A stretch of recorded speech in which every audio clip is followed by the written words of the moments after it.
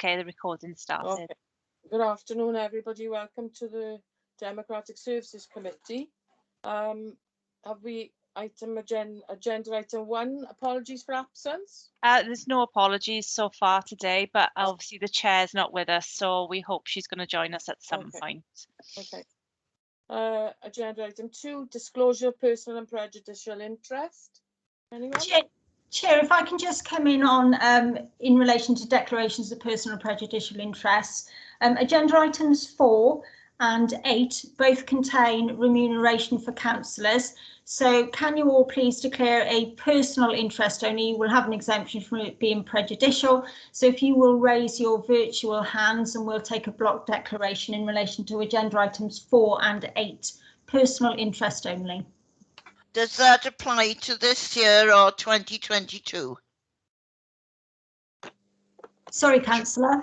Does it apply for this year or 2022?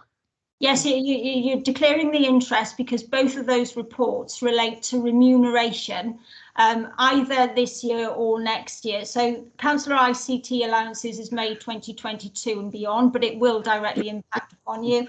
Same with the independent remuneration panel, which is 2022-2023, but again, it will impact on you. Tracy, I think the question relates to for those councillors not seeking re-election. I think that's the specific point. Ah, right. Sorry. I declare a personal interest anyway, Councillor. Okay.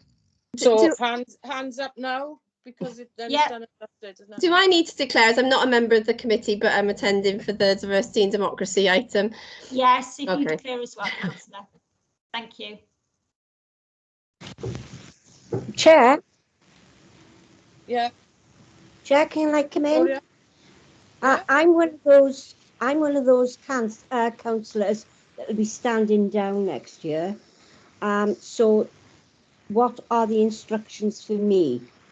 I think it's easier if we just all declare, if all councillors declare a personal interest only in relation to agenda item 4 and agenda item 8. I think that's a lot simpler. Okay, thank you, Tracy. And Councillor Lewis, just to let you know, the chair's now joined the meeting, so after this item, you defer back to her. Okay, all right. Got it, Tracy? I think we've got all that. Thank you, councillors. Yeah, thanks. Okay. Oh, I will willingly hand over to the chair then.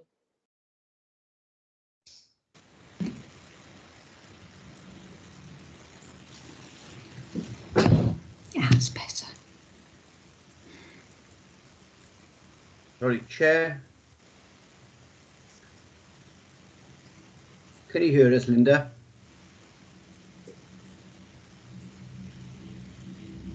Right, I'm sorry, it's taken me a while to get in. Can you hear us? We're on item 3. Item 3 waiting for you. I can't hear anything. Okay, I suggest we go back to Councillor Lewis whilst Councillor James keeps trying to resolve the problems. Okay. Item number 3, minutes. Have everybody read the minutes? Yeah. Louise, you? Yeah, Chair, I was present at the last meeting. Again, I'm not a member of the committee, but I was there as an observer and to contribute on a couple of the items. So I don't know whether I should go down on the minutes as well. As attendant. I think I was there. I'm getting confused. I'll add that in. Thank you. You were there. I moved them as correct record. Thank you, June. Okay. Item number 4, Councillors ICT allowance policy. Okay. That's you. Thank you, Vice Chair. That's over to me. It is a lengthy report. It's very much, you can see attached to the report is the current policy we have, which is May 2017 and beyond.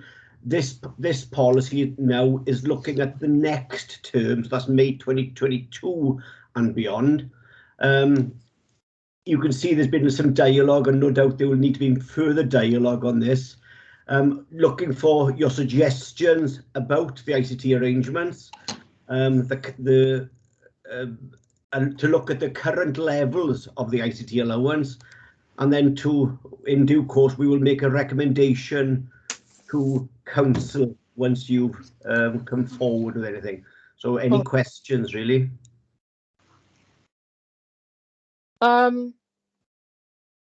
Hugh, can I make a recommendation? Of course. Okay. My recommendation is that the report be referred to a group comprising the political group leaders Try again. and other councillors to be identified by the group leaders, relevant ICT officers and the head of democratic services, being yourself, prior to it being re-represented to this committee. I ask this in light of the significant change caused by COVID, which has accelerated remote working, and therefore we need to ensure that all options are fully considered so that all members have the right IT for the future. Can I second, Wendy? And we need to have a vote. Okay. Anybody? So sorry, do all councillors understand that that is a new recommendation that is being proposed? And that's been moved and it's been seconded. Again, do you want to raise your hands, virtual hands or physical hands? If all supportive of that recommendation, that it's referred to group leaders and others. Yeah. I just make the point, and that is clearly that's for, just to make the point. There is some there is a need for some urgency on this, so I will have to try and arrange this group sooner rather than later. It will probably mean an additional Democratic Services Committee potentially in December, and I will now aim to get the report to council in January. But obviously it all depends on what the group finds. I can't guess that, but then I just pointing out there is some urgency to get this in place. Thanks, Hugh. I'm Tracy. So everybody's happy with that. So Stop what that here. Hugh just said. Everybody happy with that? I think Councillor James is back in the meeting as well. Okay, I'll hand over to Councillor James then.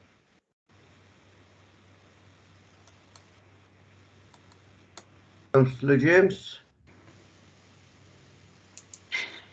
It's No. stupid. Councillor James, we can hear you. I'm just going to mute Councillor James because clearly she can't hear us, and it's probably for the best that I mute her at the moment.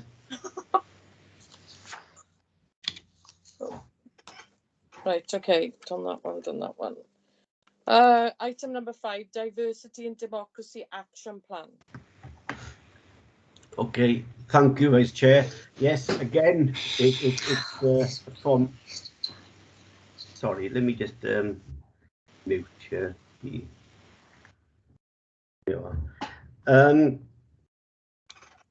Right, this report stems from the Local Government Elections Act 2021. We've already taken a report through council on this back in July. This is now the draft action plan, which I'm seeking your approval for to recommend to council for adoption. It is, I was one of the officers who sat on the WLGA working group. There was a sole officer sat on that group working with politicians to bring something forward to try and encourage people from diverse backgrounds to stand for election. Obviously, it'll be up to the electorate whether they elect those people. However, we need to make sure there are no barriers to those people standing. And this action plan works, well, hopefully works towards that goal. So I'm open to you for any comments. Louise? Thank you, Chair. And yeah, thank you, Hugh, for preparing the report. So the leader asked me to have a look at this and to come here today to input. He's just got a couple of things he wanted to add or slightly amend, if that's possible, to the report, which he didn't have time to feed back in time for before they went in the papers. I don't think any of them are controversial. And hopefully they're good additions, really. The first one is the report refers to diversity champions, but we asked that perhaps we could amend the wording of that to diversity spokespersons or diversity leads, so as not to confuse it with the existing champions, because we'd like to have those, as Hugh has put in the report, from each political group, and also, you know, if possible, that, you know, it would be the leader or deputy leader or a cabinet member kind of thing, rather than a sort of champion. So just to sort of put that point in there. The second one is that the leader would like to add in that would like to make a statement, sort of putting this forward, and I don't know if it needs to go in the action plan, but he will make a statement and ask the other group leaders to also support that statement, committing to taking actions as political parties or political groups to achieve diversity in democracy. And then finally, I don't know where we could sort of fit this in, but make sure that there's a reference to all the protected characteristics in the Equality Act, so possibly as an appendix or something like that, to kind of point out that, just to show the breadth of underrepresented groups that we're seeking to redress. But so thank you very much to the officers for their work on this, and to the chair for letting me come in. Thanks. Thank you. Leslie? Thanks, Chair. I've got quite a few comments, but I don't think it's probably the time to come out with all of them at the moment. I just think I want to make one observation, which I'm not sure is quite covered by the action plan. And that, I think, is one of the most fundamental things that puts anyone off, is the language we use, the jargon, the phraseology in meetings, even just such as this. And I am not sure that we've got anything in here that really tackles that. There's a lot of good stuff in here, but I don't think there's something that actually specifically addresses that. And I think that is possibly one of the most important things, because if we're not reaching people, I mean, if you actually look at this action plan, if anybody tried to look at this who's not a councillor, it would be like it was in a foreign language. So, I mean, even this document in some ways doesn't exactly give the right kind of feeling. I mean, yes, all right, I know it's an internal document, but I think that this idea of language and the fact that you're directing people to the council constitution, personally, I wouldn't. I really wouldn't, because that document is so big, heavy, and it's for us. It's for us once you're involved in the council. I mean, it's just there. Things like that, I'm not sure have been thought through enough. I've got other comments, but I think I'd like to feed them through, hopefully, as part of acting and supporting the action plan. But that was the one thing that I felt really I wanted to raise. Thank you. Louise, do you want to come back in? Oh, I think June was ahead of me, so I'll... I can't see June now. So, oh yeah, June, I can see her now on the bottom. Sorry, in the table, you've got the objectives and the responsibility. I see you have head of the lead political officers, but I think all councillors have a responsibility, not just the lead members. Can we do something about that, especially in objective 2? The engagement with the public. I'm trying to find it now at the moment.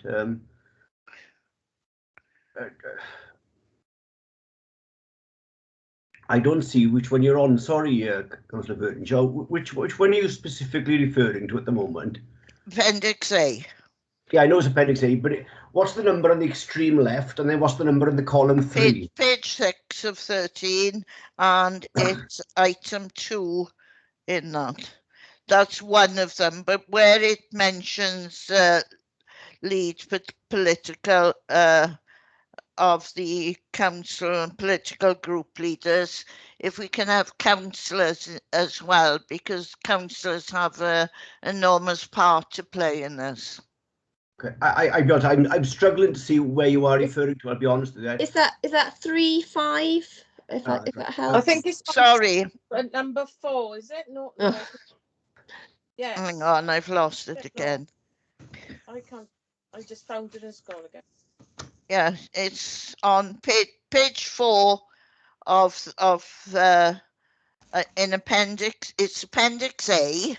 Yeah, I've got that. Yeah.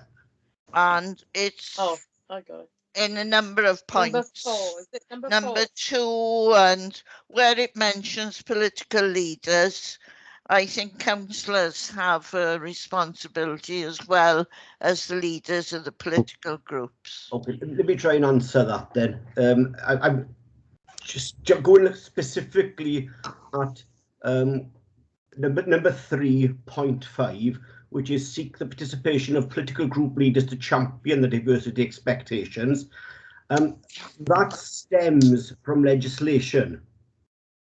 So, you know, of course, councillors have a duty in this, but this is very specific in response to a legislative requirement.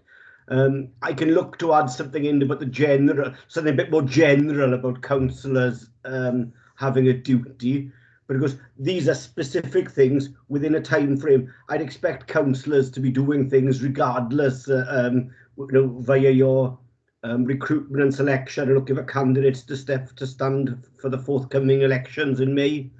But yeah, I can put something in. I can certainly look to put something in, but I can't replicate councillors against political group leaders in every action, because that doesn't work. No, I was talking about Appendix A in the tables there. So yeah, I'm in if you can't do it, I leave it up to your guidance, Hugh. Okay, just all right. I'll put in what I can. I'll strengthen some responsibility around councillors. I think that's the overarching point you're making, so I can certainly do something with that.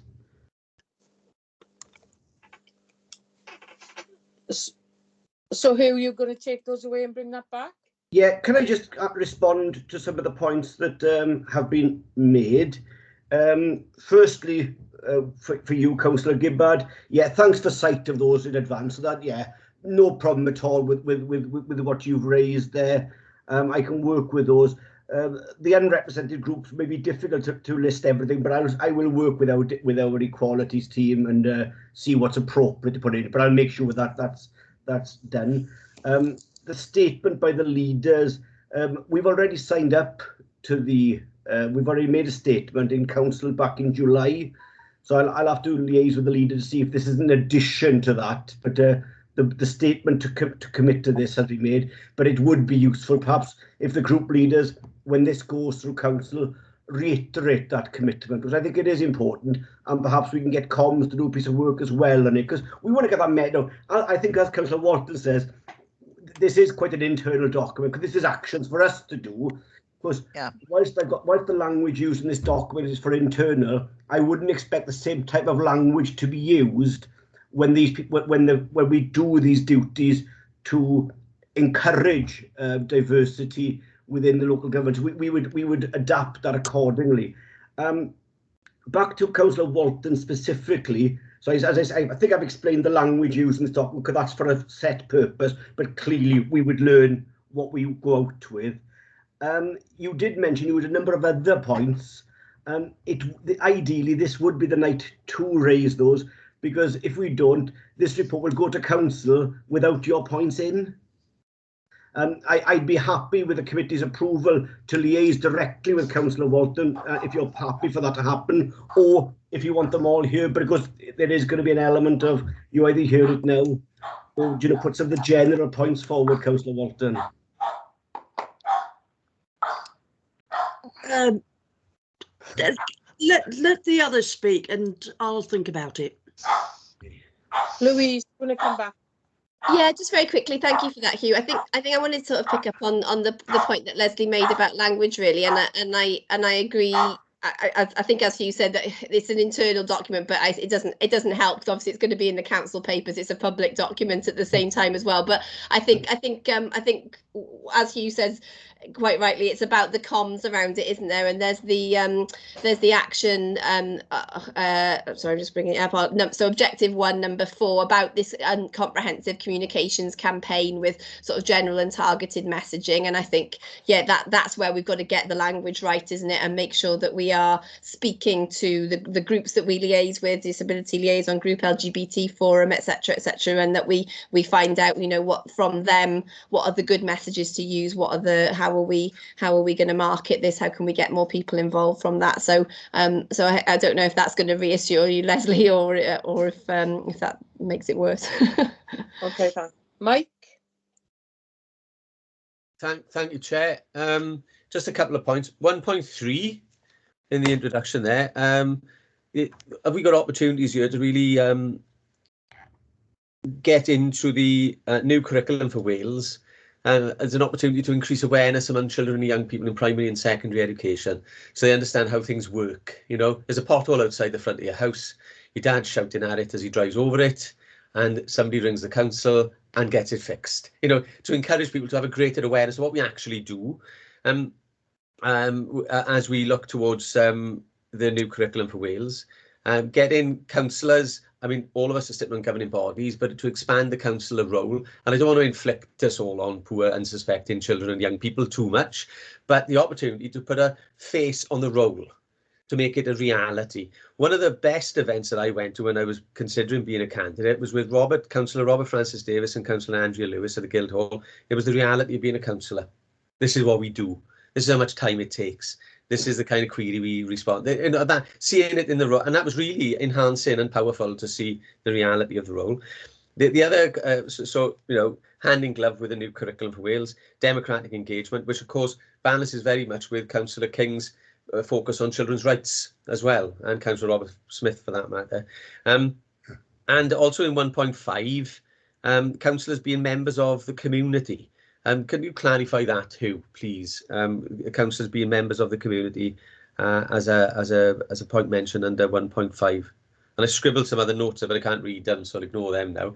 And can I say I agree, Leslie's point, absolutely bang on. I'd be more than happy for you to speak to Leslie and to really flesh out how we can deal with some of these issues that we've got. Yeah. Thank you, Councillor Dirk. Specifically on paragraph 1.5,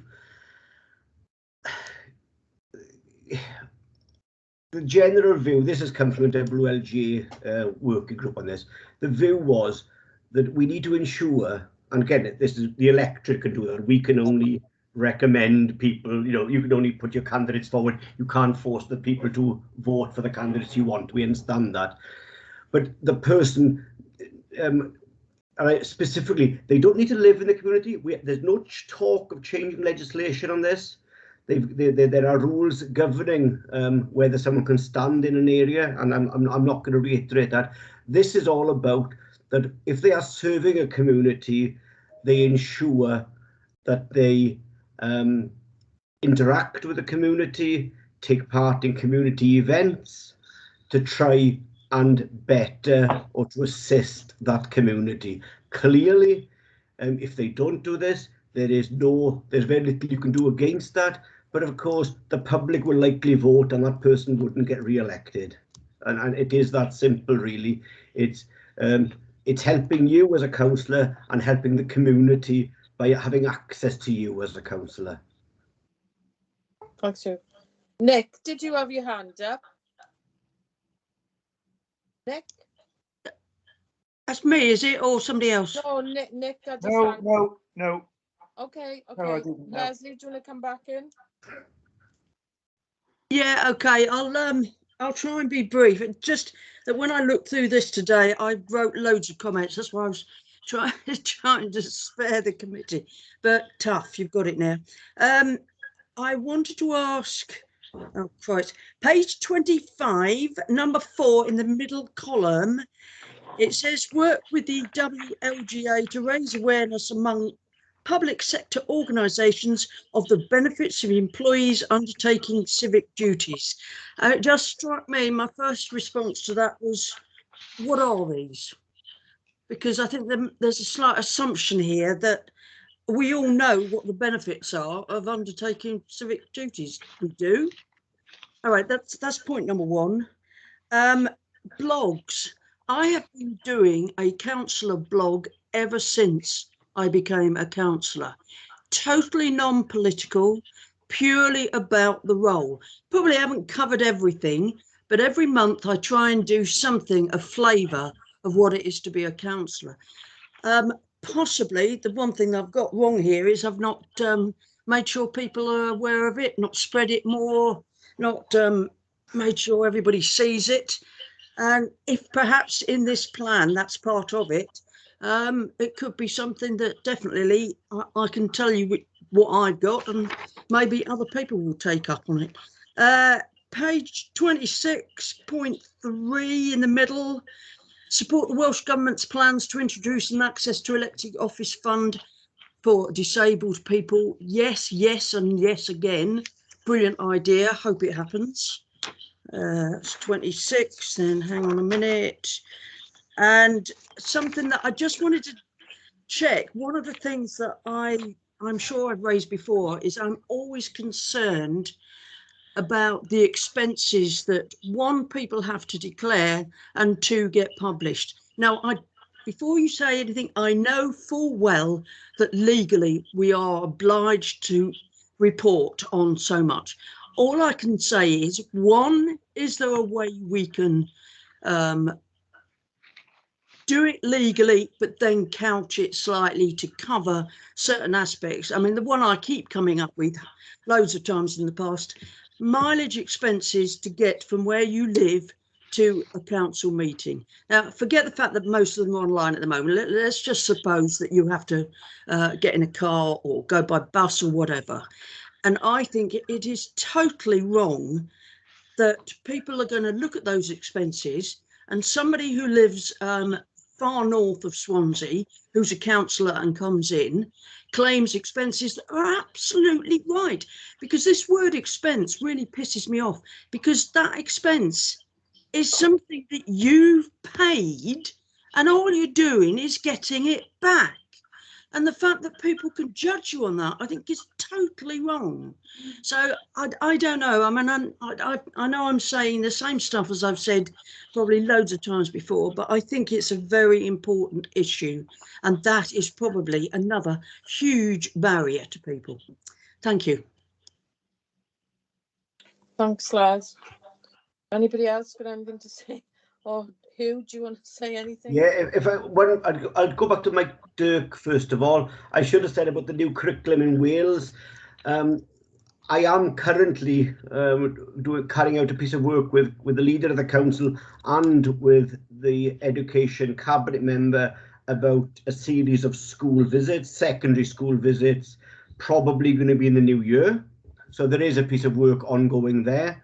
That will, I think it's, I forget the number now, but it's quite a number of schools that are going to be potentially going to be visited, but that's not nailed down yet. So that piece of work is ongoing.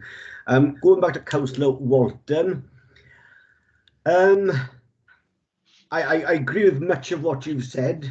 I can't help you, unfortunately, with the mileage allowances, etc. And I think I've been acutely aware over the years. And I'm not going to name and shame any councillor, but councillors representing Mawr and councillors representing Gower tend to have the higher mileage just by virtue of where they live, and that's difficult. It's unfair, and it can seem unfair because they do sow thumb in a document. We can't hide it away. It is a fact. If over the years people have challenged why ex-councillors has asked for so much money, and the answer is quite simple: it's where they live. And once the public get that explanation, they tend to roll away. Now, I've not had a barrage of any queries like this for a number of years, but we certainly did get them some years ago, but those have long gone.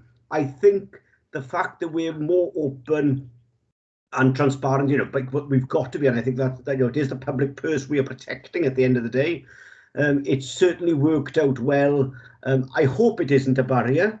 And like you said, you're on your soapbox, I'll jump onto mine here. I am very concerned at the number of councillors that don't claim, because I think that really causes a barrier. Sorry, can I just very quickly come back in? That's the whole point.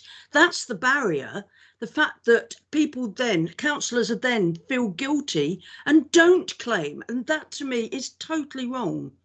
Yeah, Thank you. I agree. And I've raised that so many times in this committee and at council and via email to councillors, because I urge you to claim, because the fact you may not need to claim, or you feel you don't need to claim, you've got to think of those who genuinely need that money. And if you want a diverse council and you want people to be able to stand for this authority, you can't be putting people off by almost all standing back and then one person is so thumbed as the claimee, or the claimant, I suppose. I suppose I'm one of those. Everybody move, please. I'm not sure who's causing that. Maybe me. Yes, I'm supposedly, as we've said before, I'm the guilty party here. Won't claim. I mean, who have had to strong arm me once to claim? So I'm not. I'm not going to change my mind, and I'm really sorry for that, because of the system. It isn't good, because you get abused on Facebook. I've said it. I'm not going to reiterate what I've said before. So yeah, I don't know. So Matthew. Thanks, Chair. Yeah, I think it's just I know we use the word allowance, don't we? And that's exactly what it is. It's an allowance that you're able to claim for. But the computer I'm on now, when I was elected in May, I decided to go out and I bought it myself. I didn't claim for it, purely and simply because of the horror stories of abuse that I've heard. And I totally get what Hugh's saying as well. If we leave people be the minority, then they stand out even more. So I'm probably like you there, Wendy. I'm a bit guilty of sort of leaving people be the minority then. So it's something I'll definitely be thinking about if I'm if I'm fortunate enough to be re-elected and I need a piece of IT or I need a bit of equipment. Because yeah, I think the more of us that do claim, then it's almost as though it's items that we need. We're not doing it needlessly because of the system we're on here today now. So yeah, it's something I definitely look at doing in the future, even though I haven't done it this time. So I'll drag myself over the coals for that. Thanks, Martin. Okay. Nick. Yeah, I have to say, not disagreeing with any of the contributions that have been made on this. With all respect to everybody, this is a bit of a rerun of a discussion we had, I think, 3 or 4 years ago on this committee, and it was agreed that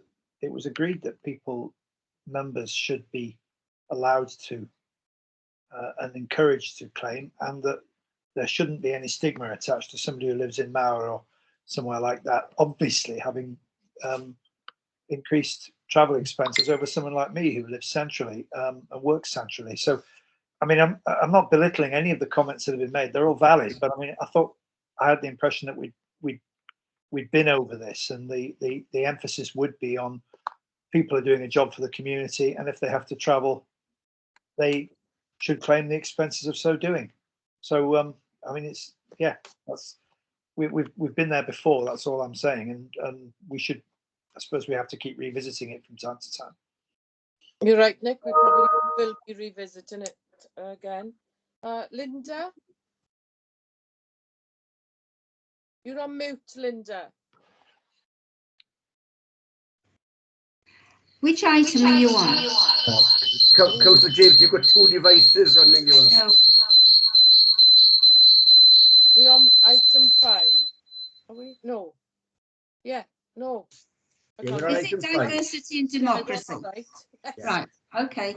It's just, I can't pick up.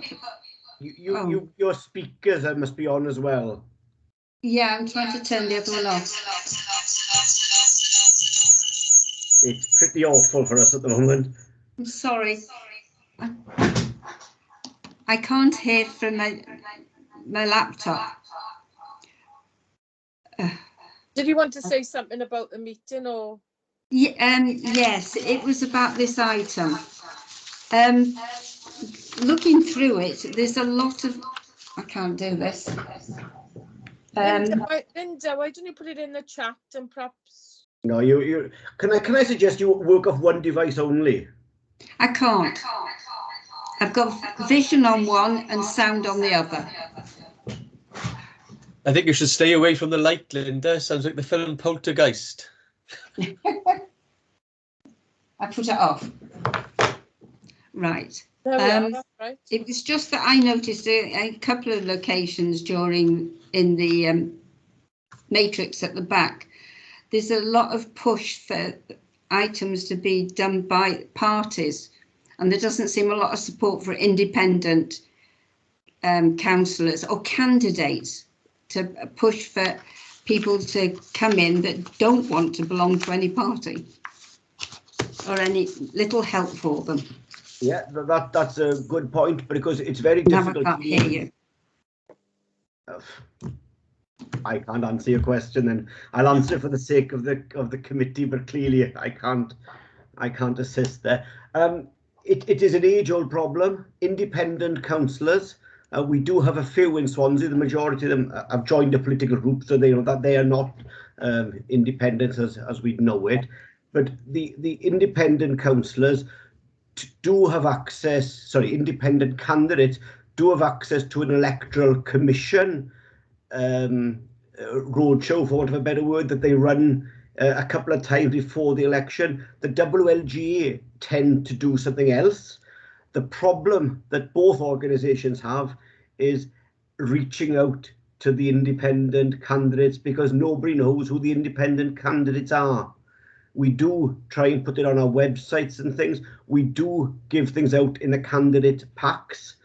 However, by the very nature of independent candidate, we can't do anything to assist. Other than, if someone came forward to us and said they're looking to stand, of course we would engage with them.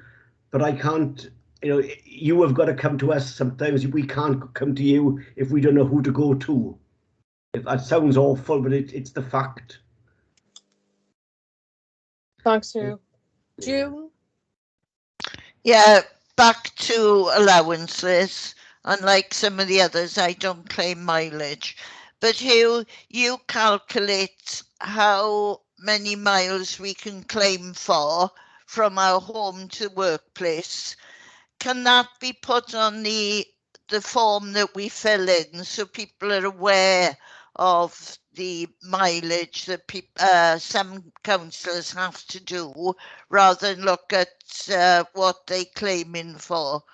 You could say with me, my mileage from home to the Guildhall is, say, 4 miles.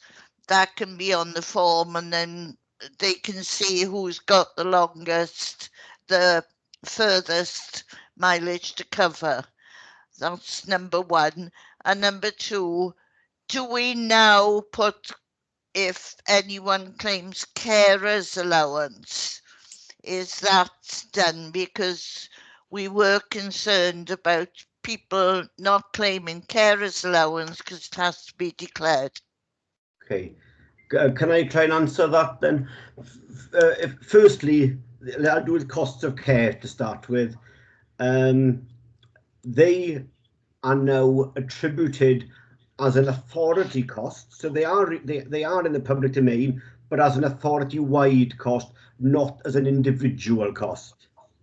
And I think that's a huge step forward personally, and again a great step towards opening our doors to a diverse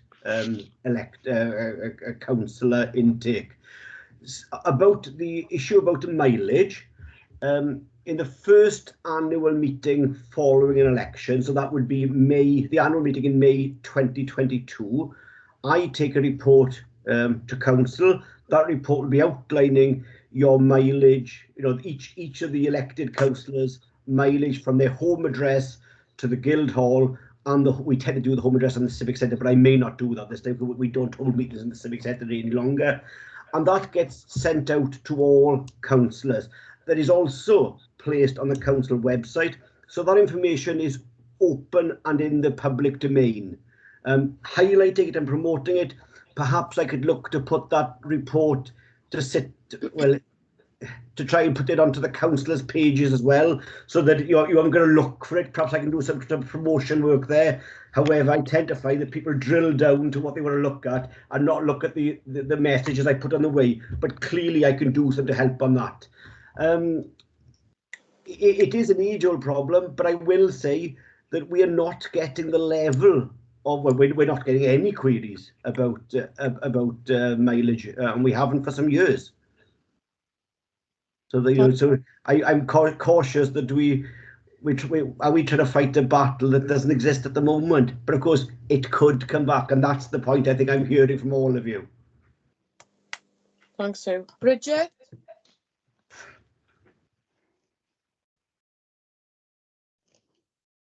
You're on mute, Bridget. Sorry, it's about the expenses, it is.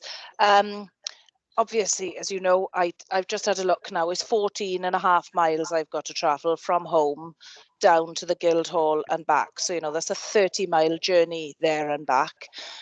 I haven't claimed anything, and the reason being is that when I was looking for election and after I did get elected, I was advised by a few people, don't claim it because people will be looking at it and they will use it against you if you try and stand again. Well, that's really our own fault for using these statistics or costs against each other, and we're not helping each other by doing that, and we need to move away from that. So it's our own fault internally. But just thinking about it, what we should be doing maybe is when we do get elected and we do have the meetings about the expenses and what have you, maybe we need to put it across to new councillors and existing councillors that we should be doing it and explain the reasons why. As you say, we need to be more diverse. We need to be having people from all sorts of backgrounds and walks of life involved in running the council. So to encourage them, and some of them, as you say, maybe they can't afford the fuel to go there, but they should be encouraged to claim it, and they should not be made to feel that it is a cost and a burden on the council, but it's to get them to their job of work basically. But we need to find a way of doing that. Could I come in with a suggestion? And it's probably, well, it sits better under item 8, which we're going to discuss later. The IRP are currently out for consultation. I don't want to go into that report too much because let's try and keep that separate. However, it would be a wise place for us to comment on this very issue, and let's see what the IRP can do to assist us on this issue. It's in their domain, not in ours. So let's throw it to them to look at to take up the challenge. They've done it to help us with costs of care. Can they do it to help in other ways as well? Agree, Hugh. Mike? Thank you, Chair.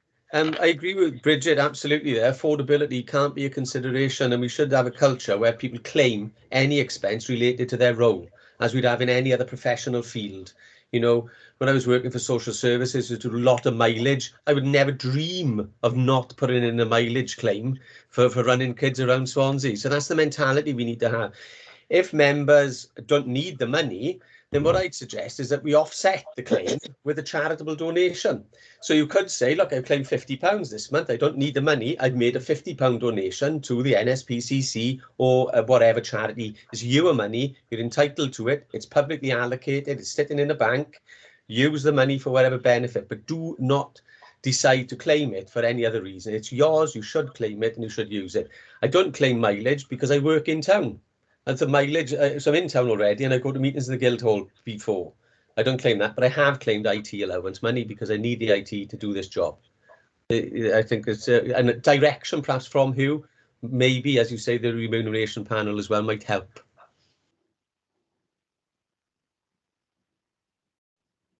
Thanks, mate.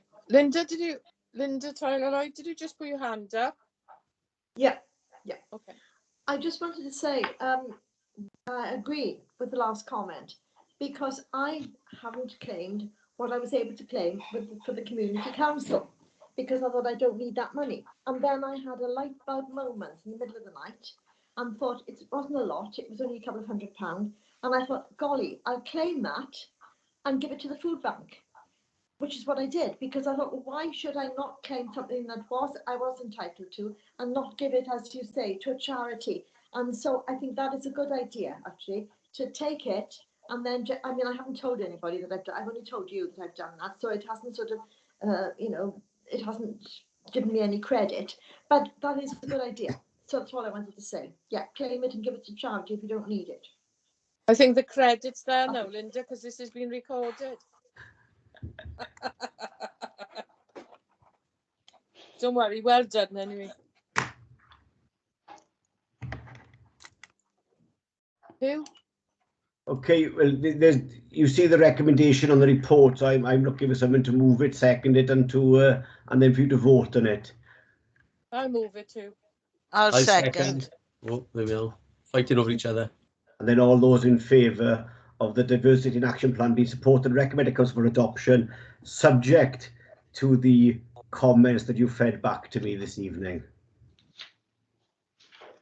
So all those in favour, if you could raise your virtual hands or your real hands, whatever you've got there. I don't mind. Yeah, I need a few more to vote here.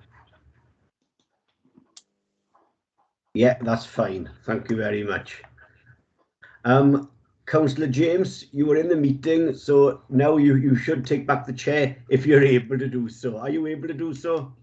I don't think it would be possible. I think it'd be too confusing working off two pieces of equipment. Okay. Okay. I'm sure that's okay. I'm conscious of the Constitution says monitoring officer. Right. It's a strange one, this is now, because it's a little bit unprecedented. Obviously, that it should go back to the chair when they're in the meeting, but obviously the Constitution says. Shall we try and see how we get on? Yeah. Okay, we'll give it a go. Just say it. I don't know why I cannot get the sound through my laptop and I'm having to use the notepad for the sound. So we can try. Okay, so the next item here is, what have we got? 6, Linda. 6 we are on it. Yes, the multi-location meetings policy. Yeah. Thank you very much. As you can see, it's a lengthy and complicated policy. This was quite difficult to draft. I think the first point I would make is that this will be an evolving policy. This will change as we learn more. We've learned loads from remote meetings. We are going to learn loads from multi-location meetings. There's a lot of dialogue still to be had, and there will be further discussions with CMT at an officer level and potentially with some political group leaders or whoever else.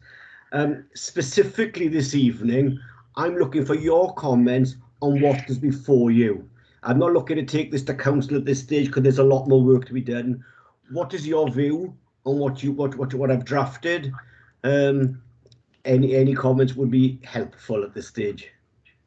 Okay, and perhaps Erica? if I just go one stage further as well, specifically if you think, I'll use council as an example. Last Thursday evening, I noticed some of the poor standards had slipped back in, people getting up to leave the room, leaving their cameras on, and it just doesn't look great. We've got to remember your mics should be muted when not in use. Dressing appropriately, I don't think we don't seem to have a problem with that, if I'm honest with you. But it's the use of the mic it's the camera leaving, coming back, TV, radio on in the background, and these things don't give a good image. I'm looking at Alison on the camera there now. She's using her the council corporate background. I am working with IT about getting those rolled out to councillors. We're not sure if it is there or not at the moment, but IT are working on that. So you may already have that luxury, but obviously there'll be a training thing to follow. So any specifics on what's in front of you? Thank you. Right, where shall we start? Erica, you had your hand up. No? I think it was an old hand, Linda. Okay, Yeah. right. Yeah. Nick, you've got your hand up. Likewise. Likewise. Likewise. Okay. Well then, Wendy. Okay. My bugbear on council once a month is exactly what you say, Hugh. When we used to go into the chamber, everybody used to be smart and tidy. I'm not saying you've got to dress up like the Queen. That's not what I'm saying. But smart, tidy, the men looking tidy, and it was I loved going in there because look here, we've got a t-shirt under there now. This isn't council. You're all right. I was feeling guilty, I must admit. I know, I could see. No, but there's no need. If I don't expect everybody to dress up as if they go into a, Buckingham Palace, but you are right. The respect, you've lost his poppy now. The respect of council has gone downhill since we've been doing this. So also, what you said, people getting up, turn your screen off if you need to get up. We all have to go to the loo. We all have to, cough or do something. So just turn your screen off. And what I would suggest myself, Hugh, is that you need to reiterate that in an email, or somebody does, because I think it needs to be put out there again, that, all these things that people aren't doing. We are still in a council meeting. It is publicised for people to see. And the same as this meeting, you'd not dress up so much, but you have to remember where you are. And there's a little thing called recording at the top. So that's what I think anyway. Thank you. June, you got some comments? My biggest bugbear is people getting up, walking around on the telephone, leaving. I switch my screen off often if my dog jumps up on me, and I apologise for that, but I don't want her to be part of the meeting either. So I agree with Wendy. If you could send out guidelines, Hugh, on what we should be doing when we're on Zoom, whatever, Teams, so that we know exactly how we should behave. Yeah, I will recirculate that. That went out obviously during COVID, but perhaps I should circulate perhaps every 3 months or something. It just keeps it in your mind. But yeah, certainly can do that. I certainly will do that either this week or early next week. Right, thank you, June. Mike? Sorry, I'm clicking on the wrong things here. Yeah, just to reiterate, eating, chewing, background noise. People sitting there chewing gum on screen. I've seen that a couple of times. Not often. People eating and people being conscious of, as Wendy says, that we are in a public forum. But having said that, I mean, this is incredibly powerful that we're accessible, so much more accessible now, because as long as you've got some internet connection, you can log in, click on, look live, look at a recording, and that's fantastic, isn't it? So it's and I think much better for the planet as well in some ways, because we're not all driving around the streets of Swansea constantly attending physical meetings. So yes, thank you. Yeah.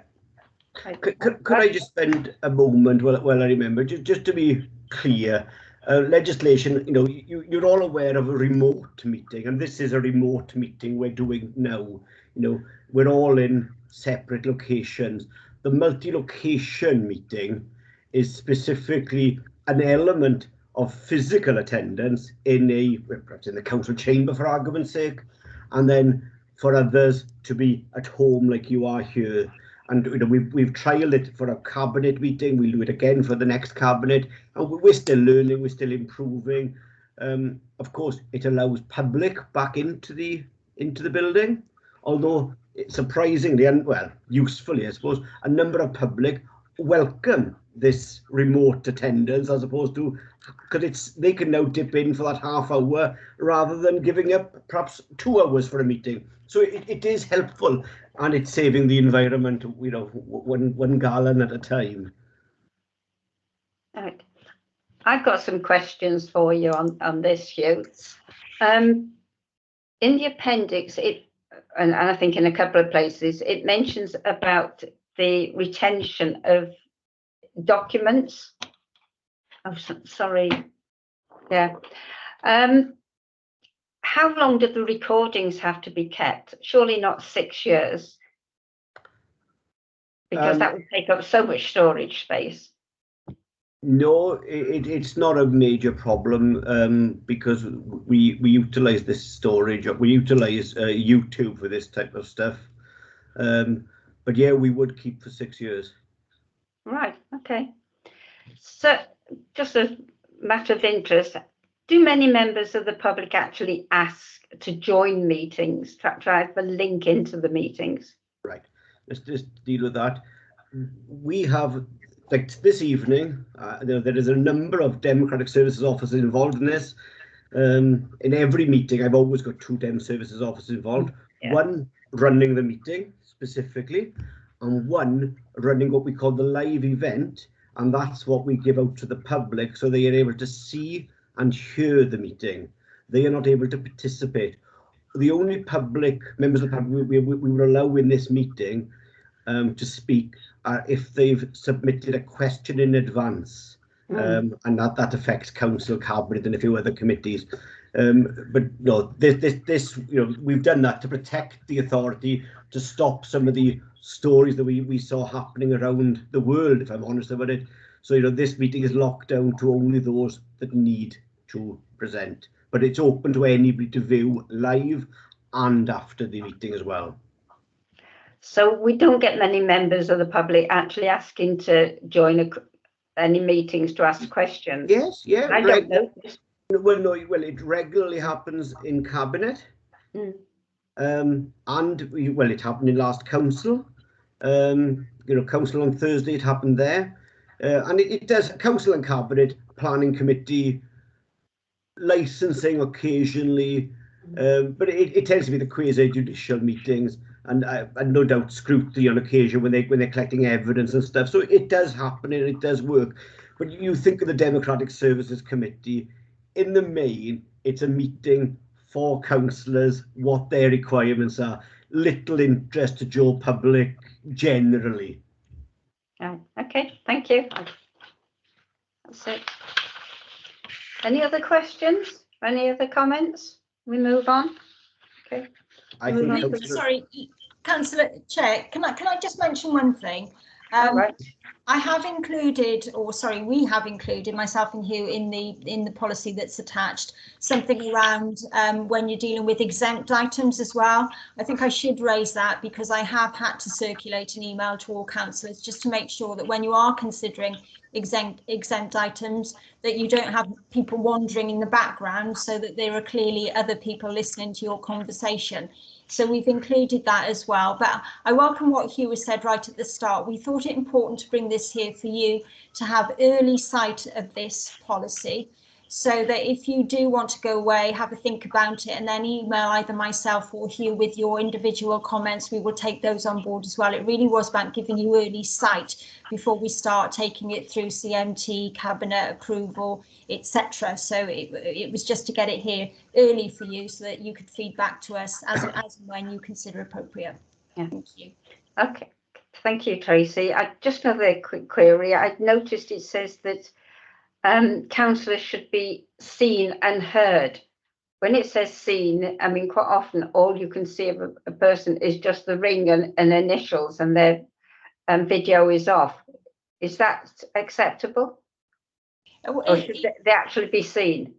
The legislation actually talks about being seen, but I don't know whether that is physically possible when you've got 72 councillors all attending the council meeting. We haven't got 72 pictures that come up on the screen. I think the important thing is that you are capable of being seen and capable of being heard should you wish to speak. Obviously, if you do have to turn your camera off, I would suggest you do that for as limited time as possible. But that is what the legislation actually says. It does have a couple of us scratching our heads thinking, well, you can't all be seen at the same time, can you? So you have to take a practical view on that, I think. All right. Okay, thank you. June, you've got your hand up again. Yeah, sorry to come in again. It's about agendas for meetings. Hugh, is there any way, because some people are having problems following the agenda and being on screen, that we can share a screen to have an agenda up? Is there any way we can do that? Sorry, do you mean specifically you're at your home address, you want training on how to split your screen? No. Sorry. Not that. If we're in a meeting, I've got my agenda on another application. But if we could have it on the screen that we're on now, is there any way that can be done? So when we refer to items, we can all see it, because some members can't get the agenda up on the one item that they've got. Right. Am I making myself clear or not? Yeah, totally. And if I'm honest with you, right, firstly, it is doable. Let's be quite clear about that. Secondly, it would be horrendous for me to share my screen because I'm doing so many other tasks in the background. You know, think of council, running votes, picking up the chat, responding to queries. Pretty much the only way I could do that is by having another officer attending the meeting. And the team isn't massive to start with, so that's difficult. Yeah, I do take your point, and I think it's a very good point, if I'm honest with you. But equally then, what will quickly happen is that someone will say to me, I want to talk about report 5, I'm on page 6, and somebody else wants to be page 12, and I'm just jumping everywhere. So it'd be quite difficult to manage it. Whilst it's totally possible, to manage it would be very difficult. I think the obvious thing to start with, and if I'm at home, I'll be honest with you now, in fact I shall show you. I'm at home, and on my personal computer, I've got my agenda up there. I don't normally do it that way. I normally just do a split screen, but because most of the reports are mine this evening, I find I've got two mice going, and I'm operating 2 computers because it's easier for me this evening. Using your councillor's allowance, you could easily have a second monitor, and we would help you in obviously you say help you setting up. We'd give you some guidance on how to have 2 things up on the same computer on different screens, and it works really well. So perhaps it's a training issue, would be the smarter way forward on it.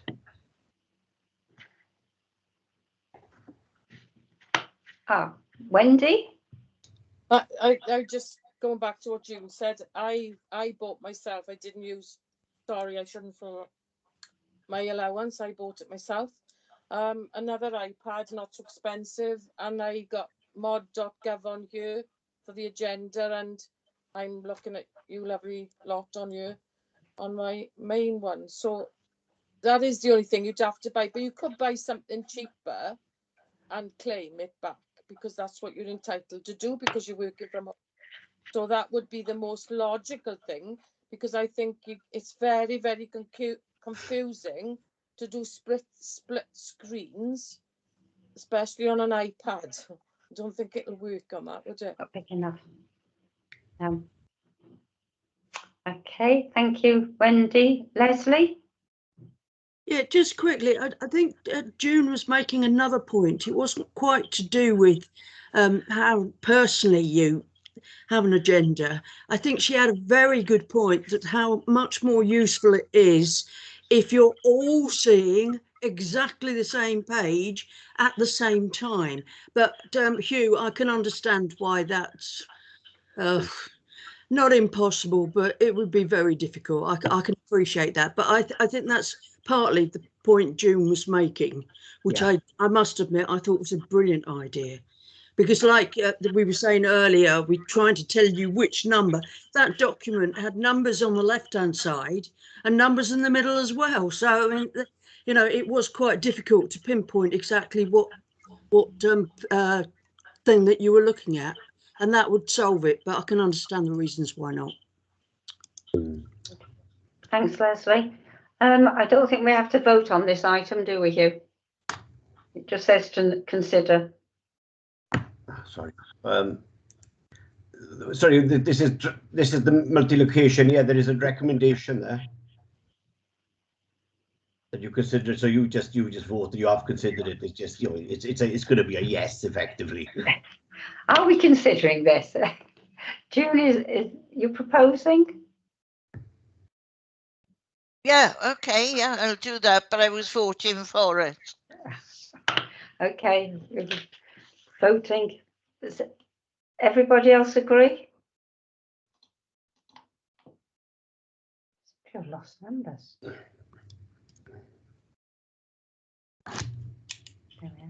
Yeah, that's a good vote for the report. Okay, thank you. Shall we move on to the next item, number 7, councillor safety and support? Yeah, thank you. I think first thing I've got to say is it's awful that I need to bring such a report before you. I think that's the issue here. You think back to the awful, the tragic murder of Sir David Ames. You think back to, you know, Joe Cox MP and several others that have been killed in their duties as politicians. However, we are where we are, and we've got to take things seriously to ensure that you are safeguarded. There's a duty of care on the council for its officers and of course for its councillors. Before I go into the main part of the report, I would urge you all to make use of those additional resources which I outline in paragraph 1.3 and 1.4 of my report. There are useful tools there to aid you, to keep you safe. I think that's vital. This report specifically, though, is about how we help people, councillors, keeping them protected, keeping them safe, away from personal risk or significant harm. And what I'm specifically asking for is that you recommend a council that delegated power, delegated authority is given to myself as head of democratic services, the chief finance officer and the chief finance officer, for us to determine should any funding be needed to keep a councillor safe. That's what we're specifically asking for today, so that nobody is at, well, we try and lessen any risk or mitigate any threat of risk or harm of that against that person. So that's what I'm looking at there. One point, it was remiss of me, I should have added as well, as you heard me when I spoke in council about something very similar on Thursday evening, I said that I would ensure that a candidate, this document about councillor safety, there will be a rebadged version for candidates, and that will be placed in the candidate packs, because I'm very conscious some of these new candidates will have never been stood for election before. They would welcome, I would think they would welcome guidance about trying to keep themselves safe for that 5-6 week window of when they're looking to stand. So I will make sure there is a copy in every candidate's pack. We've got to try and aid people. We talk about lone working, and you know there are ways to deal with it, such as just informing your colleague, your partner, your neighbour that you are going out to do ward work. You will be at X house, and you phone them as soon as you leave there. And if you haven't phoned them by a certain time, you know, things can escalate. You've got to look after yourselves. And in the guidance which I've shared in a link from this report, and what I've shared with you several times, if you do a ward meeting, the little things is where you locate yourself. Don't put yourself in the corner of the room so you've got no exit strategy. Put yourself near the door. So if something, and I hope it never will occur, that you have your escape route safely. Of course, there are other ways to hold surgeries these days, such as online. And I think one of my favourite one is always buy a dog and just walk around your community, because you'll see more people anyway, and you can help them in that way. It may not work for you, Bridget, because you can have plenty of walking. Right. Is that it? Yeah. Okay, thank you. June? Yeah, Hugh, you sent out an email asking if we wanted our address on our details. That's great, we can remove it from there. But under the declaration of interest, our address is shown in that. Is there a way around that so that's covered as well? Right, that's a very good question, and something that I've been working on with the leader. Helpfully, we can now remove your address from our website, and we don't use things like Care of Democratic Services, etc.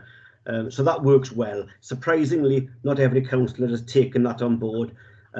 I do intend taking a report before May's election, saying that every new councillor, so that's new and return councillor after May, we will start with the premise that you are opt out unless you ask for your address to be added. I think that's a smarter way of doing it to help those. Your specific question about the code of conduct, about and other documents, the election documents, your address is still required to be showed. There is nothing I can do about it. However, the WLGA are working on it, the council leaders are working on it, the Welsh Government are working on it. We are all hopeful to see this resolved before the May, or in time for the May election. Thank you. Leslie? Yeah, thanks, Chair. I was just wondering, you mentioned that there was consideration about a bit of funding. I was wondering if there was more practical support you could offer any councillor who's having problems. And I know there's been a circumstance of one councillor quite recently where they could perhaps contact somebody quickly or speak to somebody, have some kind of dedicated number or whatever. I mean, I'm just saying that off the top of my head. There might be other ideas as well, but it just occurred to me that sometimes you just really want to cry out to somebody because you're in a situation there and then. Yeah, that's a very fair question. The simple answer, as I mentioned earlier, the council has a duty of care to its officers, and we obviously extend that duty of care to our councillors. All of our health and safety policies, such as counselling support, etc., are equally open to councillors. I've had several meetings with I forget what he's called, the corporate health and safety manager. I think his title is Craig Gimlet, and we are very clear that should you have any issues about safety, please feel free to go to someone like Craig, or just let the director know. We will get that to the right person quickly. You reach out, don't, even if it's reach out to the wrong person, Leslie, we will get it to the right person quickly, speedily, because we do take this very seriously. And Craig Giblet, very clear that, what duties we've got. There are documents out there such as Health and Safety 1, Health and Safety 2, Health and Safety 3. I think it's number 1 is the one to do with verbal or physical abuse. I think it's HS1. I'd have to check that from memory, but those documents are out there. We get something, we deal with them quickly in-house, and we will take things on board. So you're going to reach out to us, and perhaps that's an opportunity to remind people in when I do my next update, Councillor Walton. Can I just add then, could that be circulated again? That Yeah, of course. basically phone somebody and we'll make sure you get through to the appropriate person. Yeah. Thanks. Thank you. Bridget? Thank you. Yes, myself then, and this is just thinking about it now as we're talking. When I was holding surgeries, they were in 3 remote village halls. I did have an incident in Craigheaven Park, and I stopped them after that because I realised how vulnerable I was. But I think, and I don't know how we'd go about this, but I think a good idea would be to work with, especially for surgeries and things like that, is to possibly work with South Wales Police and the PCSOs. And it's a good opportunity for not just the councillor, but for the PCSO to see members of the public there. And I think that would be a good way of doing it. But I also think when we do have the elections in May, in one of our training events that we have, it would be a really good idea to make sure that this is put in really clear terms to, to new councillors plus existing councillors, that, as you said, if you are going out to meet somebody, and we do put ourselves vulnerably in somebody's, I've been to people's houses, I don't know who they are, I've entered the house, and it's not until something like that happens do you actually realise how silly it is, really, because half the time I don't tell anybody exactly the address I'm going to, but it's made me think. But I think we need to put this in a training event as well for newly elected and existing ones, that that's what we should be doing. There should be like just an idea, and I just a way of informing people of what they should be doing. Thank you. That's good points there. Linda? I had a surgery on Friday evening, and the police were there. They were not there full time, but they were coming in and out, and people who were coming to see me were quite impressed and realised, that they were very polite, because I did have verbal abuse at the last meeting that I had before lockdown. And that was the first time that it made me realise, because people have been angry in my ward about the psychopath, and there is a lot of anger now that there didn't used to be. So I'm sure I'm not the only councillor who's got angry issues in their wards, but I've made it, I set up the room in a different way. I'm more conscious now of having a clear path to exit, and I had my phone there ready, and I had an alarm, because, as I say, it's what happened 18 months ago that made me realise. But it was useful to see these the police there, the PCOs, and the police have said that they're going to sort of tie in with my meeting, because I'm just meeting in a hall with no one else there. They're going to tie in some of their sort of updating their police meetings at the same time in a different hall at the same time that I'm there. So I think, yes, we have got to be more conscious. When I did have somebody in the ward who used to come every month and make tea and chat to people in the background, and when I had a husband who wasn't disabled, when I had people supporting me, but all these people have fallen away, and I am there on my own now, so I am grateful for the support. Yeah, that's all. Okay. Thank you, Linda. Mike? Thank you, Chair. Yeah, I think in the meeting on the 29th of January in 2019, when it was raised before in that meeting, the chairperson at the time, the former chair, referred to training to assist in dealing with emotional people.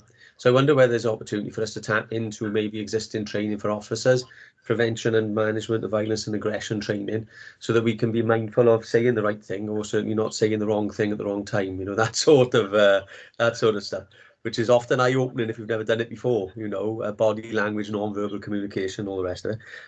And meeting in public spaces. You know, I always advocate this, you know, ask yourself, do you ever need to be on your own to do your job in any environment? You know, working with children and young people, working as a counsellor.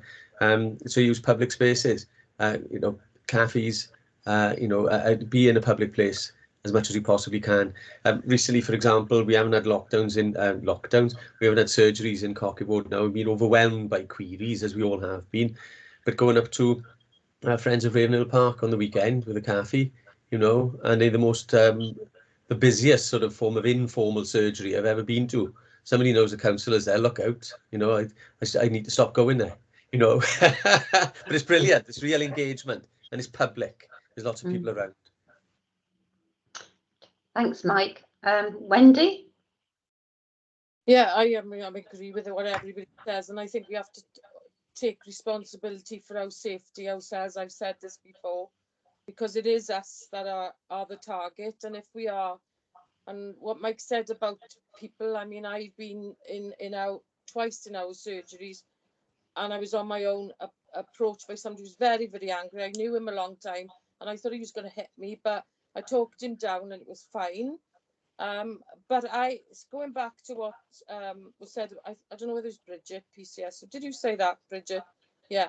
Well, I did that once about over 2 years ago in Wenaloedd, and I was in a room that on your own, you can't get out, and the PCSO said they would be there. Great, fantastic. He didn't come because he was called to another call, and that's what worries me, that they say they're going to be there, so you were there. I mean, we're not doing it now. We're just not doing those kind of surgeries. But if you were there and you were feeling vulnerable, and I had to sit there just in case anybody came, and kept going to the door so that I could get out if I could. But, you know, I didn't have my boxing gloves with me at the time, so it was no good. So that's my only worry with the police, is that they're not always there for you. Because if they got to go to a shout or another call, they'll be gone and forget about you. That's my only concern. Anybody else? Any more hands up? Don't go. Oh yes, Nick. Yes. Thanks. When I first got elected in 2012, we had surgeries in community centres, and sometimes we'd get nobody in, sometimes we'd get 1 or 2 people. I mean, in 2013, when the Uplands Market started, we started having them there, and we always have much more visibility, much more engagement, but also with that visibility is that obviates the need to be on your own. And in any event, the PCSOs are very often there as well, purely for their own purposes, simply to engage with the public. So it's a win-win from that point of view. And that's what Councillor Mary Sherwood and I have been doing since she was elected. And if anyone wants to speak to us confidentially, if anyone wants to talk about something sensitive, of course, we can arrange that. But otherwise, we're visible and there's plenty of other people around. And if there's comparable events in other parts of Swansea, in other wards, it's a possible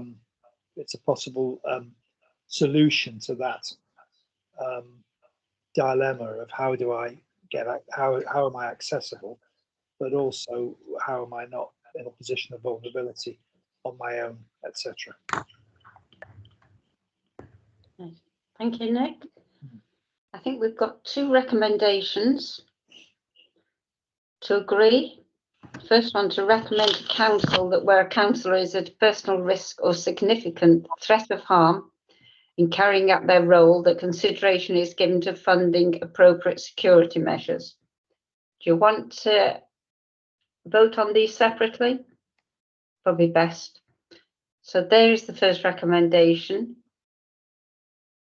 Would you like to put your hands up if you Chair, sorry, Chair, to interrupt. Can we just have a mover, a proposer and a seconder, and then I think you will have to vote on the 2 recommendations at the same time. Together. I move it. Yes. I second. Right. Shall we vote on the both together then? Yeah. Yes. Agree with one and not the other.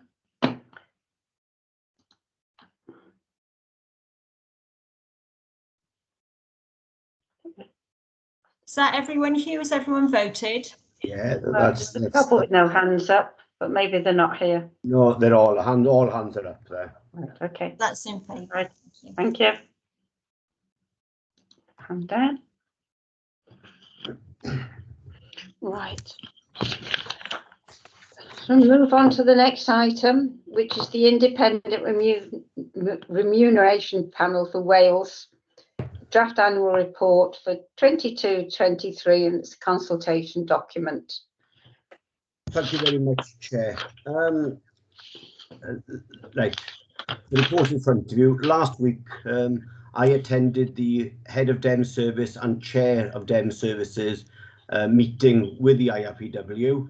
It's quite useful, interesting to see what they've said, but nothing new that I need to add to what's not been put in my report. So my report stands as it is. It's purely seeking your responses to their draft annual report, which will come into force in 2022. I suppose I should point at one slight issue. Firstly, the consultation period ends on the 26th of November. However, our council doesn't meet until the 2nd of December.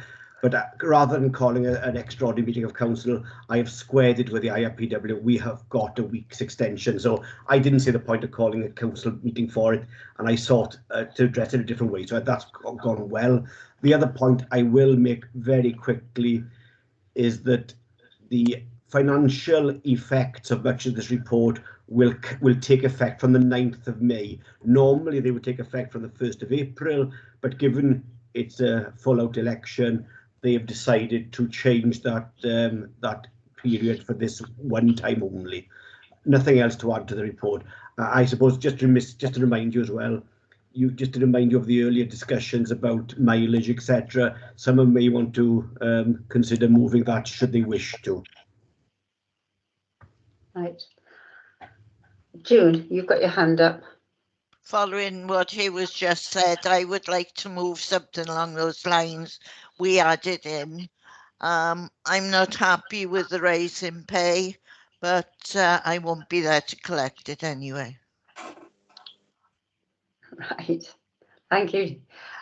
Leslie?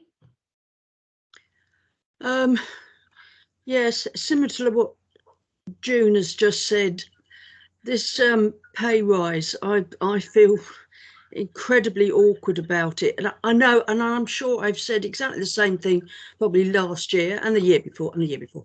But I appreciate that, particularly with the view of the earlier item about diversity and democracy, then yes, I think councillors deserve this rise. I really do. What I feel, though, on the other hand, is incredibly difficult to accept it when I know there are people who are really, really struggling in our city, in our wards. And on that grounds, I just find it very difficult to accept it. I think that's really about it. Yes, I think we can all appreciate that. Has anybody else got comments before I ask my question? Can't see anything. This doesn't include anything for the costs of working from home, which I presume that staff can claim, as now most of working from. They can't. No. No. Most of the organisations pay an allowance to staff from working from home to cover the costs of the extra heating and electricity. And I was just thinking, as costs are going to start rising quite a lot over the next year or so, there is something that should be included, because sitting at a computer for long periods, whether for meetings or typing in the cold, is not very comfortable. And I can appreciate that many people cannot afford to be putting their heating on during the day, but even staff can't claim it. But there is nothing in Swansea Council for that. Oh, Can I say, I think you can claim something back against your tax. Yes, you can, June. I claimed it at the beginning. It's a tax that's rebate. on tax. Yeah. But some other organisations actually pay their staff. It's just a matter of interest, I thought. Right, no other comments? Can I just pick up then, conscious that Councillor Birchall has moved, it needs to be seconded, but in a nutshell, the request is that I write to, I include in my response to the IRP a request for them for the IRP to consider ceasing the requirement for the authority to publish the mileage and expenses claims against individual councillors, and instead publish them as a whole for the authority along the same lines as the costs of care. Yeah. So if you want that, someone needs to move it, and then obviously we'll include that in the recommendations. I'll move that. Whichever. Second. Is everybody in favour? And for absolute clarity, I apologise, for absolute clarity, you know, I know you're talking about mileage and expenses there. I presume you also want to include the councillors' ICT in that as well? Just for clarity.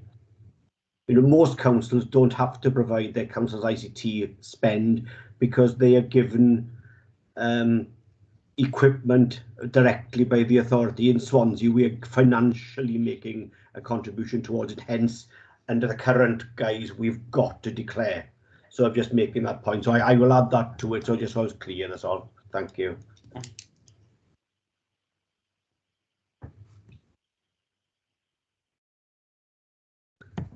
So just any other comments, and are we all in favour of the report with that addition? Can I make a comment, Chair? I don't know if hands are up. I put my hand up to make a comment, and then I put my hand up to support the recommendation. I didn't know. Hand up and down. 2 hands. Yeah. Can I say, I do have sympathy about, you know, considering wages going up at a time where we've had wage freezes for so long. I really absolutely do, and it does sit uncomfortably. But then I've had conversations with other colleagues who feel that the councillor role has changed dramatically over the years. It's become more and more and increasingly busy, more and more professional. You know, and often you can't get through 250 pages of papers for a council meeting in 5 minutes. You know, it really does take time. And we are in this electronic age, really, you know, on duty constantly through mobiles and electronic communications, etc. So I do have sympathy both ways. And I know the calculation is how many days a week a councillor should be kind of, we should consider we're busy for, and some weeks we all know we can be incredibly busy, and other weeks not so perhaps. So I do have sympathy with this, but I think that we've got to step with the times, and we've got to make it affordable for people to step towards being a councillor, and paying reasonable allowances is one key aspect of that for so many people today. You know, to be able to give the time up for a reasonable allowance to allow this to be a feasible option for more and more people. So I think that is fair. And I would point out at the higher end of the scale that what we're talking about is a modest pay for even people at the top of the council, even for leaders of councils in the grand scheme of things. You know, our chief exec in the council perhaps is on, you know, 2.5 times or £150,000 a year by comparison with the leader. I know they're different roles and all the rest of it, but it's just to be mindful of people being remunerated at a fair level for the role that they do perform in public service.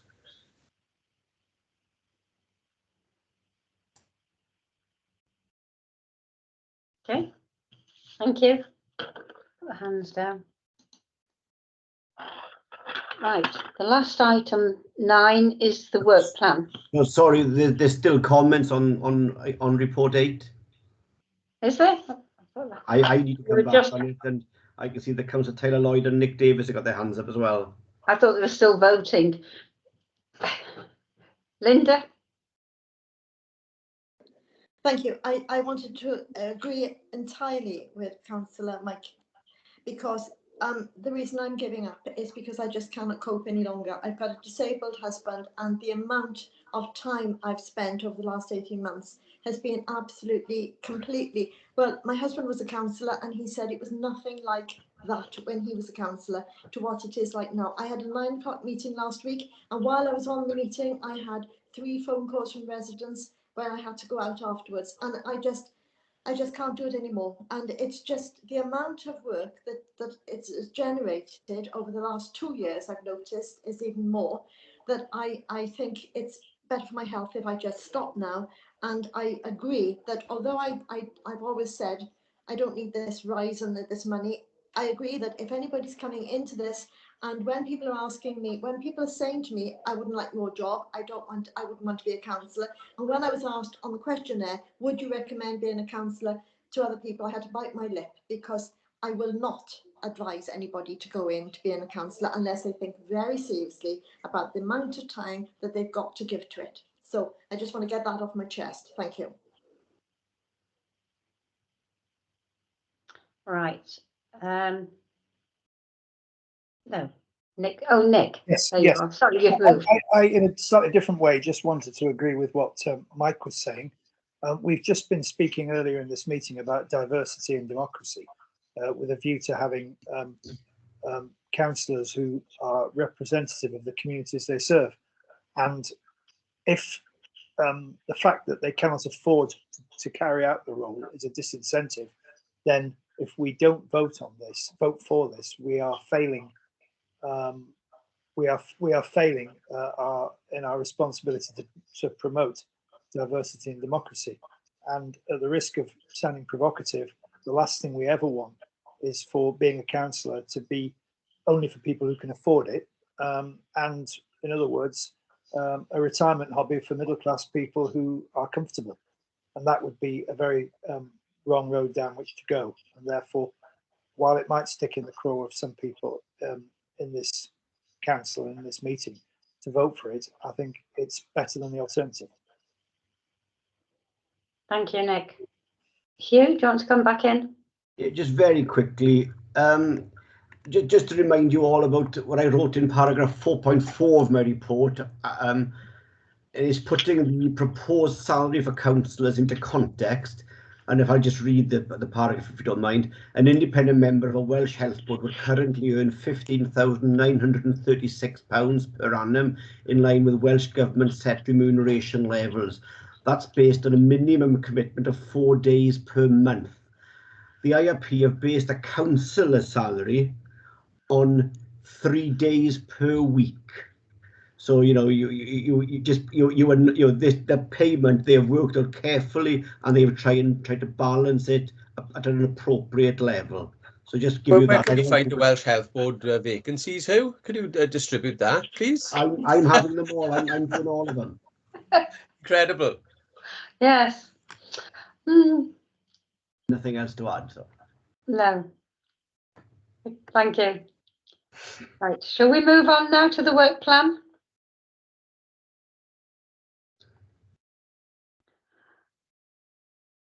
First of all, I must apologise to Wendy. I hadn't realised till this weekend that the item that we said we were going to put in each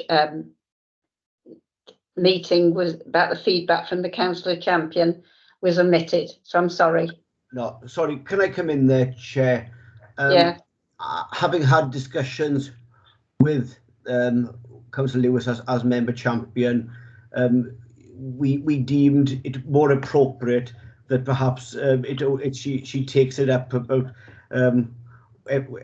what do we say, every 6 months or so, because there's seldom things to say on it. So she does a duty via email when it needs to occur.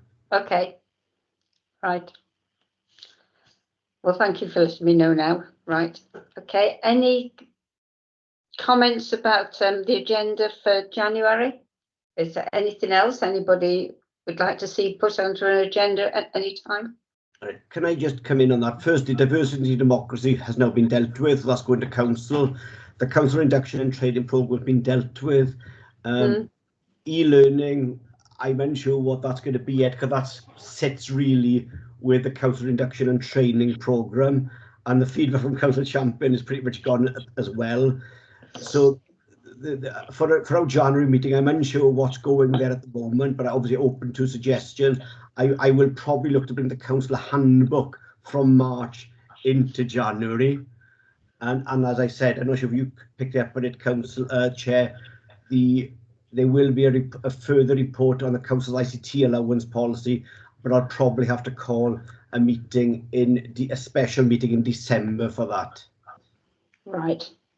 Okay. Thank you. That's fine. Anybody got anything else before we close the meeting? Very well. Thank you all very much. I'm sorry about the mess earlier. Technology. I'm glad you stayed away from the light, Linda. The echo. Yes. All right. Okay. Thanks. Thanks. Good night, everyone. Bye. Bye. Bye. Bye bye. Bye.